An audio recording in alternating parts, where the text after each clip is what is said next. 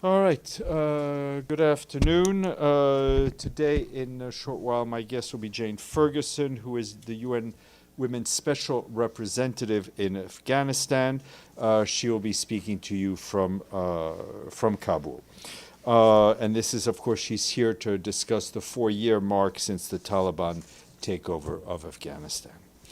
The Secretary General's 16th annual report on conflict-related sexual violence that I think you've been asking me about has now been published today on the webpage of the Office of the Special Representative for Sexual Violence in Conflict. The report marks a staggering 25% increase from the previous year, with the highest number of cases recorded in the Central African Republic, the Democratic Republic of the Congo, Haiti, Somalia, and South Sudan. You also I encourage you to read the full report to get all the details, but to quickly summarize what has been included, 63 state and non-state parties are listed in the annex of the report, credibly suspected of committing or being responsible for patterns of rape and other forms of sexual violence in armed conflict, which is on the agenda of the Security Council. The report also introduces for the first time an appendix whereby parties are put on notice for potential listing in the next report of the Secretary General. Starting off with Ukraine today, our colleagues in the Office of the Coordination of Humanitarian Affairs tell us that as front lines shift, intense hostilities are continuing to inflict a heavy toll on civilians on a daily basis, causing widespread destruction and forcing thousands of people to flee their homes. In the Donetsk region, where fighting has escalated, Ukrainian authorities ordered the mandatory evacuations of families with children from over a dozen towns and villages. Between Monday and Wednesday this week, authorities report that more than 6,000 people fled high-risk communities along the front lines, either through organized evacuation or on their own accord. Relentless attacks are also impeding both evacuation of civilians and the delivery of aid to Pokrovsk town, located just a few kilometers from the front lines. Local Ukrainian authorities estimate that more than 1,000 people are still living there. Humanitarian access is worsening in the Konstantinivka town, where approximately 7,000 residents need urgent support. Aid organizations are working around the clock to assist those fleeing the violence, providing transportation and other assistance at transit sites for newly displaced people. The humanitarian coordinator for Ukraine, Matthias Schmale, is visiting the south of the country today.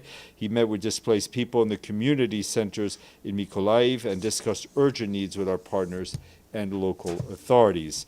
On its latest update, our colleagues from the UN Human Rights Monitoring Mission in Ukraine say the number of civilian casualties in Ukraine reached another 3-year high in July, with 286 civilians killed and 1,388 injured.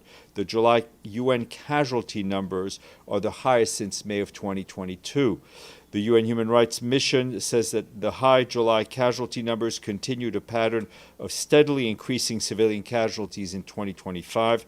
Casualty numbers for the first 7 months of 2025 were 48% higher than the same period in 2024. Turning to the ongoing horrific situation in Gaza, our humanitarian colleagues report that airstrikes and shelling have intensified in parts of Gaza City over the past couple of days, as attacks also continue on Deir al-Balah, Khan Yunis. Strikes are hitting residential buildings and tents housing displaced people, resulting in a high number of casualties. And as a reminder, if the Israeli ground operation in Gaza City moves ahead, thousands of families already in appalling humanitarian conditions could be pushed over the edge even further.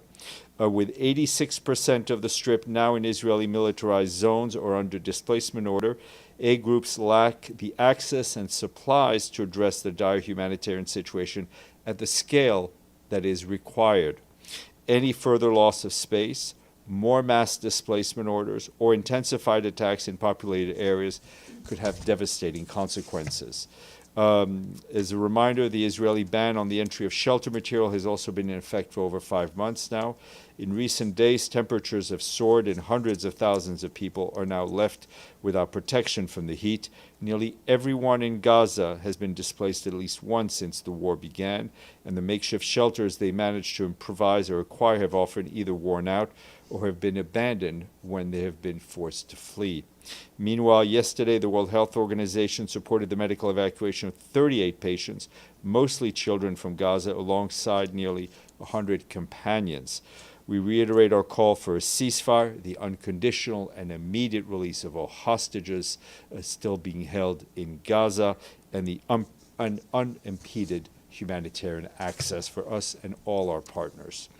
Turning to Syria, we and our humanitarian partners continue to deliver vital assistance to people impacted by the recent violence in the southern part of that country. In the governorates of Sueda, Dara, and rural Damascus, UN agencies and their partners are supporting both people who fled and have been displaced and the communities that are hosting those people. Between August 5th and yesterday, we supported 4 aid convoys through the Syrian Arab Red Crescent, which yesterday delivered critical assistance to Sueda, including food, hygiene kits, medical supplies, and fuel to access to restore water pumps. One of the convoys counted 21 trucks that delivered 250 metric tons of flowers, as well as food baskets, water containers, fuel, and 7 dialysis machines. The World Food Program and UNICEF provided these supplies. But of course, more support is urgently needed. More than 190,000 people were displaced by the recent violence, which has also disrupted basic services and commercial supplies. Over the past week, 920 families have left Sueda Governorate, with some 370 families returned, according to the Syrian Civil Defense Organization. Our humanitarian colleagues also warn that the ongoing insecurity and sporadic violence continue to impede better humanitarian access to Sueda. Just last week, a Syrian Arab Red Crescent convoy came under fire in Dara Governorate. Despite ongoing insecurity and operational challenges, we continue to engage closely with Syrian authorities and other partners to strengthen the response. And moving to Lebanon and southern Lebanon, where our peacekeeping colleagues are operating. I have my note right here. Our peacekeepers tell us that they continue to discover unauthorized weapons, unauthorized ammunition, and infrastructure in southern Lebanon. Yesterday, they found rocket launchers, rocket shells, mortar rounds, and bomb fuses in Sector East.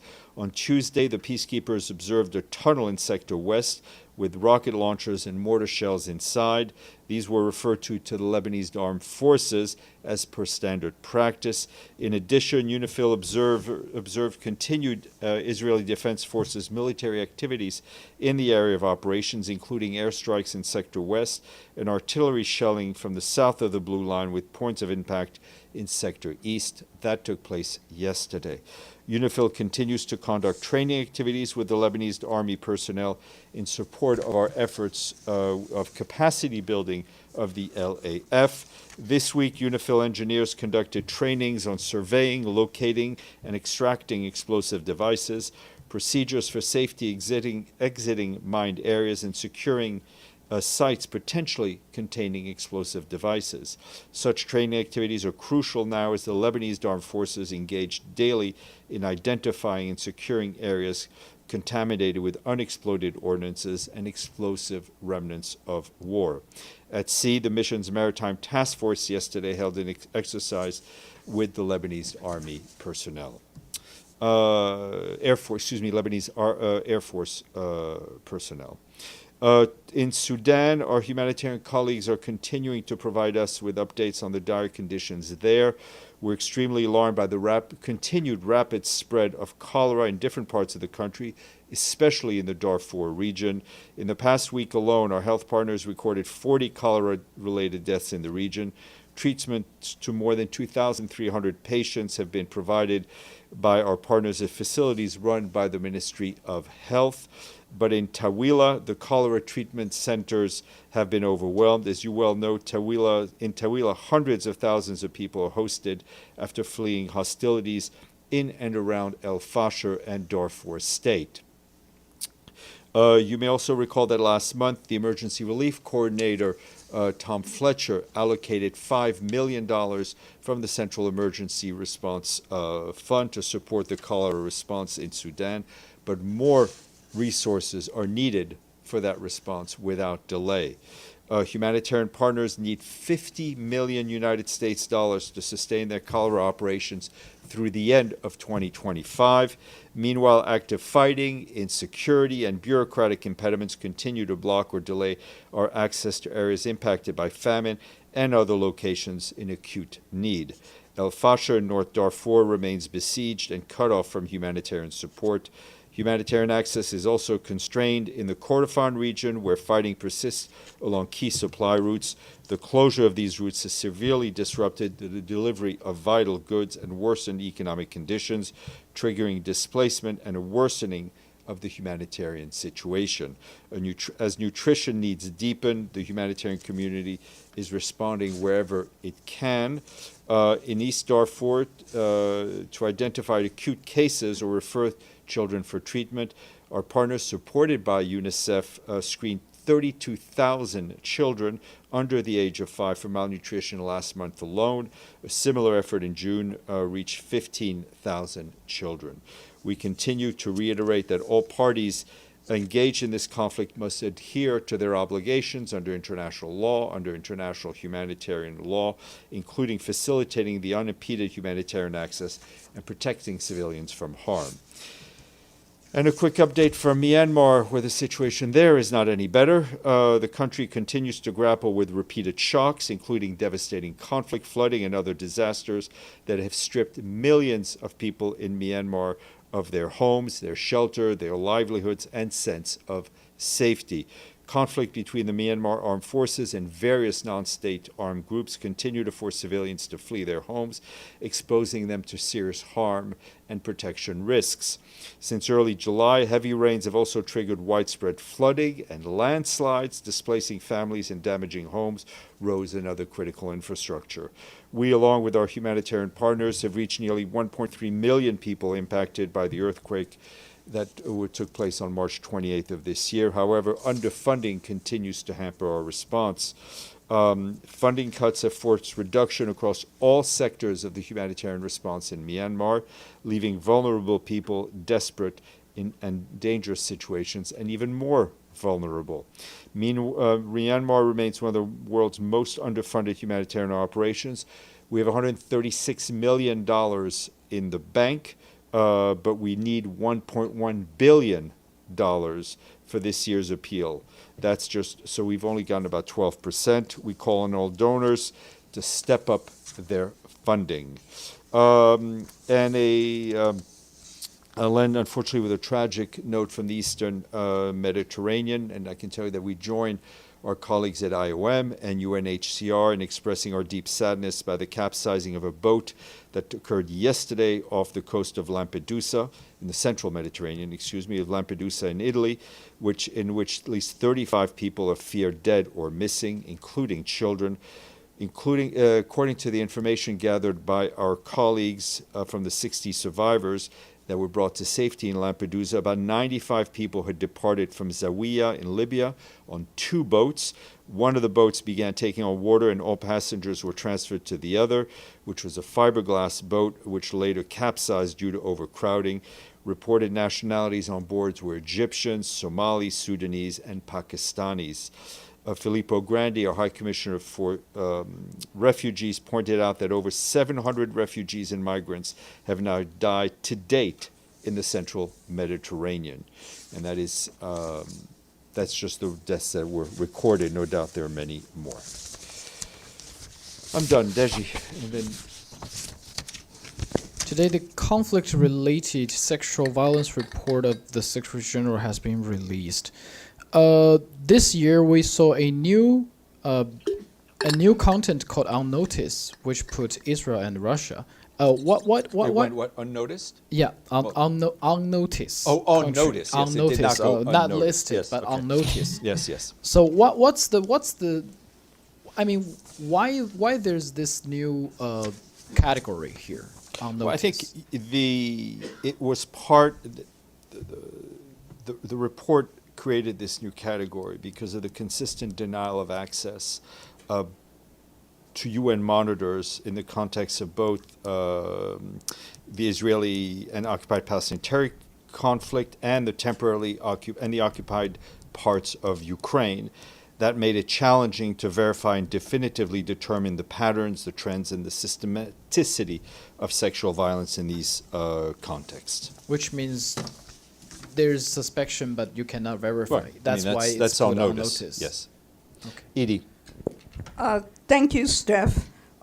Israel has announced new settlement construction in the West Bank, which the Palestinians and human rights groups say will basically destroy prospects for a two-state solution by cutting the West Bank in two parts. Does the Secretary General have any comment on this announcement? Well, as far as I saw, I think that was also the statement made by the Israeli finance minister to eliminate the possibility of a two-state solution. Our position on settlements is clear. The Israeli settlements in the occupied West Bank, including East Jerusalem, and the regime that's associated with these settlements go against international law. Settlements, to state the obvious, further entrench the occupation, put the prospect of a two-state solution even further away. And as you said, if this went ahead, and which we call on the Israeli government not to do, and we call them to reverse to stop the advancement of this process, it would sever the northern and southern West Banks. And I think, interestingly enough, as the Israeli finance minister and the Palestinians and other NGOs all agree, it would put an end to the prospects of a two-state solution. Pam, then Benny. Thanks, Steph. Since we're looking at Ukraine because of the summit coming up tomorrow, has there been any progress on the Commissioner Volker Turk investigation, the UN human rights, or any other inquiry or negotiations on the children that were taken to Russia during the war? The 20,000. There were 11 returned in August, but there doesn't seem to be. I'm not aware, unfortunately, of any progress on that front, but we will check for you. Thank you. Benny? So I have two questions and maybe a third after that. So the first one, I have you time. mentioned the anniversary of Afghanistan. Mm-hmm. There was a report just issued by the U.S. watchdog on reconstruction of Afghanistan called CIGAR. Not for you, no cigar for you. That claims that a lot of the, if I remember correctly, $3 billion that were dispersed by the UN was diverted to the Taliban, including, they say, and I quote, by colluding with the Taliban was colluding with senior UN officials to demand kickbacks from UN vendors. Any thought? Yes, a few thoughts. We're obviously aware of the publication by the Special Inspector General. I think what the report does very clearly show is the extremely complex environment in which United Nations agencies operate to deliver aid in Afghanistan, and the interference and the restrictions imposed on the UN by the de facto authorities who control Afghanistan, the Taliban. Such interference has included attempts to influence recruitment and beneficiary selection process, a request for confidential staffing and budgetary information, pressure to change established aid delivery modalities, and restrictions on or threats against female national staff members that impede their essential role in supporting the Afghan people. we've been operating in Afghanistan for quite some time, and I can tell you that our colleagues at the UN country team, which includes the funds, the programs, the agencies, have implemented robust safeguards and risk management process to ensure that critical international assistance reaches those people that need it most. Where and when necessary, some programs, such as in-kind cash assistance, have been halted, and we've engaged with the de facto authorities at the various level.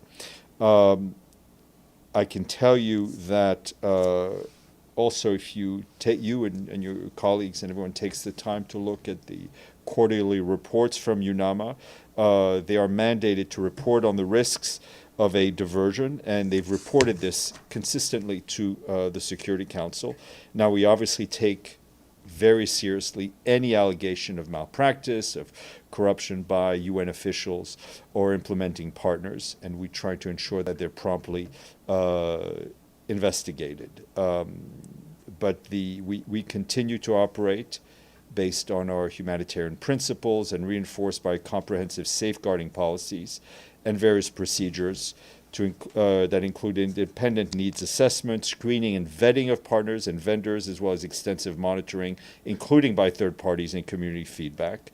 And we also continue to push with the de facto authorities to let us do our work free from any harassment and interference. But I think as you know and others know, delivering humanitarian aid in an area that is, in a country that is controlled by the de facto authorities, and it's not the only place in the world, is extremely, extremely challenging, to say the least. And the part about senior UN officials and bribes, I said, is if that anyone investigated by OIOS? Anyone has any information, it needs to be brought forward, and I'm sure my colleagues in Afghanistan will be in touch with the special inspector on that.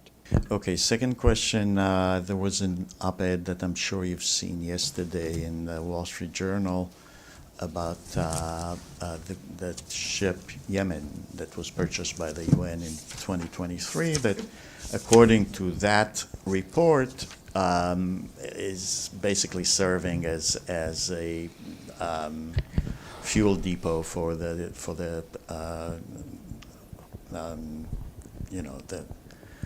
local people, as we call the Houthis.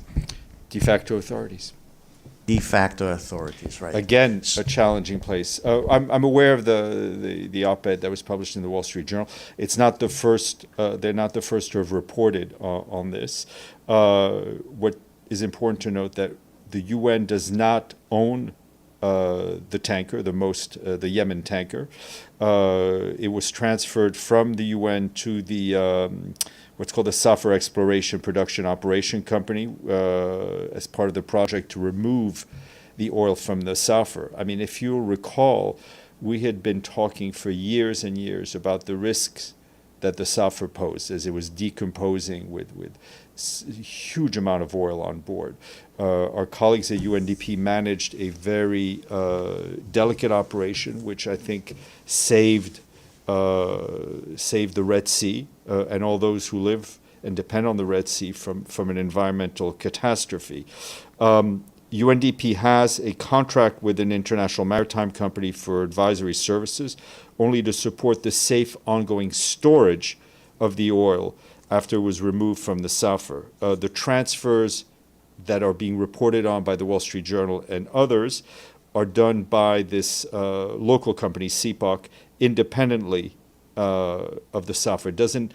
The oil that was removed from the Safar remains removed and remains on board the Yemen. I can tell you that as a matter of due diligence in the advisory capacity on each occasion, UNDP has strongly objected to CPOC, which owns the vessel, both verbally and in writing, and requested that these transfers cease immediately. UNDP has no knowledge of the origins or destination of the vessels involved in these transfers. And a third question quickly. In a letter you sent, not you, Secretary General, which is I know him. Yeah, yeah. Mini-me. Yeah. Sent to the Israeli ambassador in advance of the publication of that report. he wrote that the report is based on information verified by the United Nations.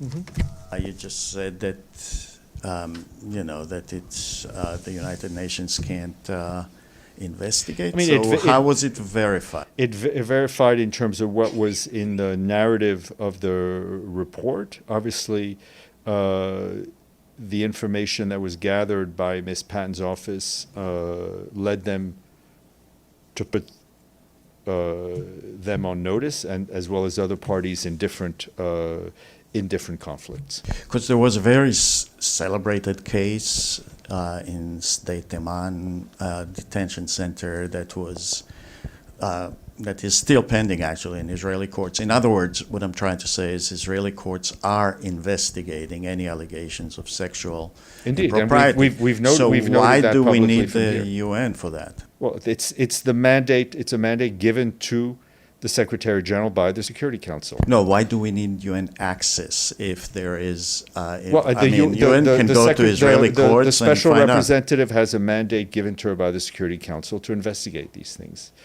Lenka, you've been very patient. Then Gabriel, you've also been very patient. Everybody's very patient. Thank you, Steph. Regarding tomorrow's summit, President Trump said he will be focused on a peace deal more than on immediate ceasefire. And he said that the rate of success for this meeting should be around 75%. What are the expectations of the Secretary General? Is he hopeful that it will lead to success? Thank you. Look, we're not in the betting game. We've seen a lot of commentary in advance of the summit. I think we do welcome the dialogue at the highest level between these two permanent members of the Security Council, and a lot of issues on the agenda. Our position regarding the war in Ukraine remains the same, that we want an immediate, full, and unconditional ceasefire as a first step towards finding a just and sustainable and comprehensive peace, one that upholds Ukraine's sovereignty, its territorial integrity and independence, within internationally recognized border and in line with the UN Charter, international law, and all relevant UN resolutions. We'll obviously be watching what happens, and we'll be watching what comes out of it. Gabriel. Thanks, Steph. I have several follow-ups, but I know you have a guest waiting, or we have a guest waiting, so I'll try to be as succinct as possible. Follow-up to Edie's question on the illegal settlements. I took note of your comments, and it was very clear. However, would you acknowledge that this isn't just any illegal settlement? This is the highly controversial E1 that's been on hold since 2005 due to international pressure because, as Edie noted, it would divide East Jerusalem and the occupied West Bank.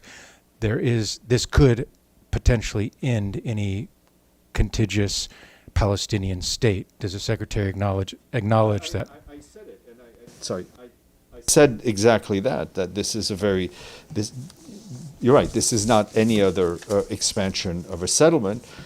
And as I just told Edie, I think you look at the statements coming out from people on both sides of this issue, they all say the same thing, that this may very well drive a stake through the prospect of a two-state solution. And on the sexual violence report, clearly nobody wants to be added to the annex of this report. The Secretary General decided to include Hamas in the annex. Anyone can read the report to get the reasons. Israel, of course, only in the appendix. Did the Secretary General bow to Israeli pressure? No. Sinan. Thank you, Steph. I have also a few questions. I will be happy if you can stay with me. First, I can't leave. I have no choice. The UN Syria Commission of Inquiry today published a report regarding deadly violence in Syria's other white majority coastal areas in March, and the report says the violence left 1,400 dead, and it was a systematic and likely amount to war crime. Does Secretary General sees those things? And in addition, what we saw in Sueda are I think crimes? that will have to be decided by a court. But regardless, I think the conclusions of the IIM are extremely worrying. They echo what we've been saying, our human rights colleagues have been saying, what Mr. Pedersen had been saying. It is the responsibility of those in power in Syria, of those in power in Damascus, to ensure that everyone in Syria, all Syrians, feel safe and feel protected and do not risk being killed, harassed, or kidnapped just because of their religion or ethnicity. And, Yes, ma'am, please. So in terms of tomorrow's summit, and the U.S. and Russia is meeting without Ukraine being presented, and it is said that there are some deals gonna be made in terms of the future of Ukraine. What would be the UN's position and attitude? I don't want. Let's not comment on something that has yet to happen. We have said, and I think, and I use here the royal we, I said, I think earlier this week, one of your colleagues asked, that as a matter of principle, when you're trying to settle any conflict, if you want a just and sustainable peace, it's helpful to have all the parties of the conflict at the table, the same table. That being said, let's wait to see what comes out of the summit tomorrow. Pam, then Deji. Very quick follow-up to Benny's question, the first one, on the Special Inspector General for Afghanistan report. Will that be made public? The report? Yeah? It is public. Okay. I mean, it's a U.S. report. They put it up on their website a day and a half ago. Okay, and on the, I hadn't seen it, on the reference to a current UN official, is that something that you're investigating? Well, I mean, we're obviously, we're reading this report with you, so we will obviously look into all these allegations. Deji. Thank you. Also follow up on Benny's second question about the Yemen tanker. The Yemen tanker has been purchased or acquired by UNDP that time, right? So it's been sold? So what's, I don't understand, I mean- what is the question? We do not own the oil that's in You own the tanker, right? we do not own the oil that's in But the tanker. Because Yemen was acquired by the UN for $55 million. I mean the tanker, not the oil. No, and the tanker was transferred to CPOC as well. So it's also been Yes, it's exactly. been sold. Exactly. For Yeah, how exactly. much and I when? don't know. We'll try to get you those dates. Okay. All right.